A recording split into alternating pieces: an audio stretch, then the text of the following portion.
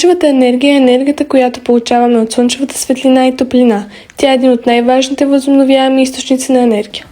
За да използват тази енергия, хората създават слънчеви панели. Те улавят светлината от слънцето и я преобразуват в електричество. Вътре в слънчевите панели има специални фотоволтаични клетки. Те са направени от материали, които могат да преобразуват слънчевата светлина в електрична енергия. Когато слънчевата светлина достигне до тези клетки, се създава движение на електрони.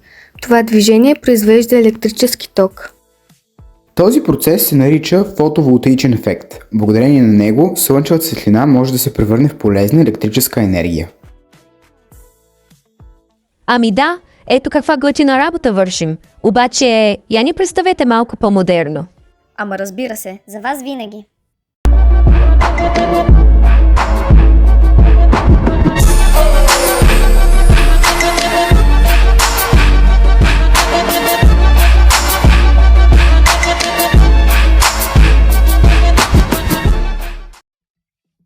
Леле, сега се чувствам още по-готино. А сега обратно към видеото.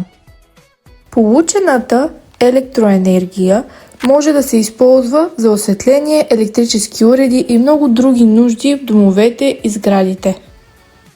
Слънчевата енергия е възобновяем източник, защото Слънцето постоянно излъчва светлина и няма да се изчерпи скоро.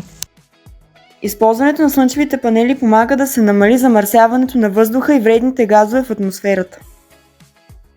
Слънчевите панели могат да бъдат поставени върху покриви на специални конструкции или в големи соларни паркове. Дори когато времето е облачно, панелите могат да произвеждат електричество, макар и в по-малко количество. Затова слънчевата енергия е важна част от бъдещето и ни помага да използваме по-чиста и устойчива енергия.